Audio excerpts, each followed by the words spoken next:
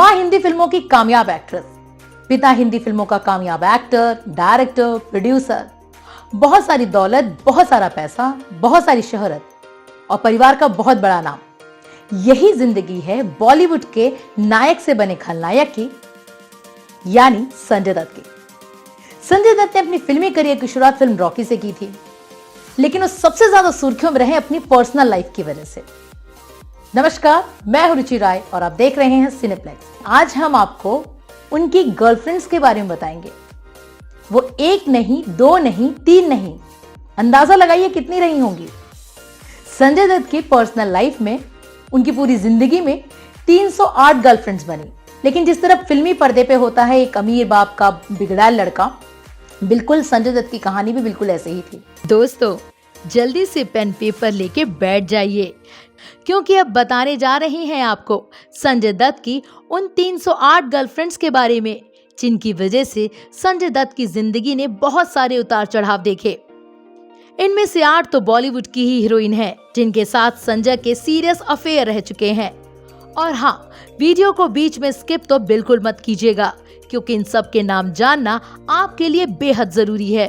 तो चलिए सबसे पहले बात करते हैं लिस्ट की शुरुआत में आने वाले नाम की। आज की तारीख में देश की अमीर घराने की बहू टीना अंबानी के नाम से, जो पहले टीना मुनीम के नाम से जानी जाती थी। फिल्म रॉकी में टीना और संजय दत्त दोनों एक दूसरे के साथ काम कर रहे थे। रील पर संजय दत्त टीना के हीरो थे और असल जिंदगी में भी दोनों ही यंग एक्टर थे। जाहिर सी बात है, शूटिंग के दौरान दोनों के बीच प्यार की शुरुआत होने लगी थी। टीना और संजय दोनों एक दूसरे को लेकर काफी सीरियस थे, यहाँ तक कि संजय टीना को लेकर काफी पॉजिटिव भी थे। मगर दूसरी तरफ संजय की नशे की हालत ने टीना को परेशानी में डाल दिया। नशे में रहने की वजह से उनकी और टीना के बीच झगड़े होने शुरू हो गए और एक वक्त ऐसा भी आया जब टीना ने संजय को छोड़ने का फैसला ले लिया। जब भी टीना संजय से ब्रेकअप की बात करती, उस वक्त संजय उनके हाथ पैर जोड़कर उन्हें मना लेते। मगर नशे की बुरी आदत ने संजय में कोई बदलाव आने नहीं दिया था, लिहाजा टीना ने संजय से ब्रेकअप कर लिया। टीना से ब्रेकअप के बाद संजय परेशान होने लगे, यहाँ तक कि एक बार टीना और ऋषि कपूर फिल्म कर्ज की शूटिंग कर रहे थे। उस दौरान दोनों के अफेयर की खबरें आने लगी। बस फिर क्या था, संजय ने अपने दोस्त गुलशन ग्रोवर, जो कि हिंदी फिल्मों में बतौर खलनायक स्टैब्लिश हो चुके थे, उनके साथ ऋषि कपूर के घर पहुंचे, क्योंकि संजय ऋषि के गाल पे थप्पड़ मारना चाहते थे। इत्तेफाक से ऋषि उस दिन घर पे नहीं थे, तो संजय की मुलाकात ऋषि कपूर की पत्नी नीतू कपूर से हुई, जहां उन्होंने इस मामले को संभालते हुए संजय से वादा किया कि वो ऋषि को समझाएंगी। तब कहीं जाके संजय का गुस्सा ठंडा हुआ। टीना से ब्रेकअप हो चुका था, लिहाजा संजय की जिंदगी में अब बारी थी नई गर्लफ्रेंड के आने की। हालांकि संजय की एक बात काफी अच्छी थी कि उन्होंने अपने अफेयर्स का असर अपनी फिल्मी करियर पे पड़ने नहीं दिया। पर्दे पर उनकी एक्टिंग शुरू से ही लोगों को काफी पसंद आती थी। अगला नाम है रेखा का।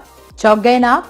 जी हाँ, ये वही रेखा है जिनके नाम की चर्चा अमिताभ बच्चन साहब के साथ भी हुए थे।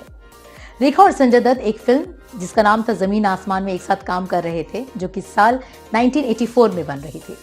और इसी फिल्म के दौरान ये दोनों एक दूसरे के करीब आए और गॉसिप्स होने लगी कि रेखा और संजय दत्त ने एक दूसरे से सीक्रेट मैरिज कर ली। हालांकि ये बात गलत थी, क्योंकि लोग का अंदाजा लगाते थे, क्योंकि रेखा जो थी अपनी मांग में सिंदूर लगाती थी, तो उन्होंने ये गॉसिप्स बना दी कि रेखा और संजय दत्त ने एक दूसरे से शादी कर ली।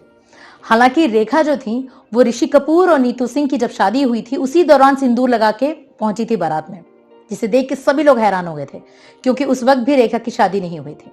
तो इस वजह से लोग गॉसिप करने लगे कि रेखा और संजय दत्त की शादी हुई थी, जबकि ऐसा कुछ नहीं था।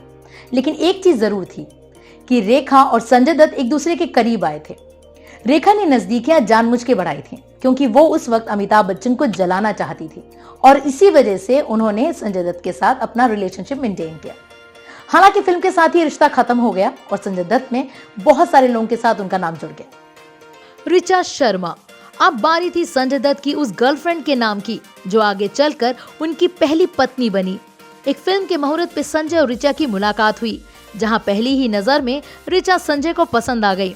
उसके बाद एक फिल्म मैगजीन में ऋचा की तस्वीर देखकर संजय उनके दीवाने हो गए और उन्होंने साल 1987 में उनकी फिल्म आग ही आग की शूटिंग के दौरान ऋचा को प्रपोज कर दिया। रिचा की तरफ से कोई जवाब ना मिलने पे संजय हर रोज रिचा को फोन करने लगे ताकि उनकी जुबान से वो हाँ बुलवा सके। रिचा संजय के इस दीवानेपन से इम्प्रेस हो गयी और उन्हें हाँ कह दी और साल 1987 में ही दोनों ने न्यूयॉर्क में शादी कर ली। शादी के बाद संजय की लाइफ स्टेब्लिश हो गई और साल 1988 में वो एक प्यारी सी बच्ची के पिता भी बन गए जिसका नाम है त्रिशाला। मगर संजय की लाइफ में अभी एक फिल्मी मोड़ आना बाकी था और वो था रिचा का ब्रेन ट्यूमर। एक तरफ अमेरिका में रिचा का इलाज चल रहा था तो दूसरी तरफ इंडिया में संजय फिल्मों में बिजी थे। तभी साल 1991 में संजय दत्त और माधुरी दीक्षित की फिल्म साजन की शूटिंग होने लगी। उसी दौरान दोनों के बीच प्यार होना शुरू हुआ और देखते ही देखते दोनों एक दूसरे को लेकर सीरियस हो गए।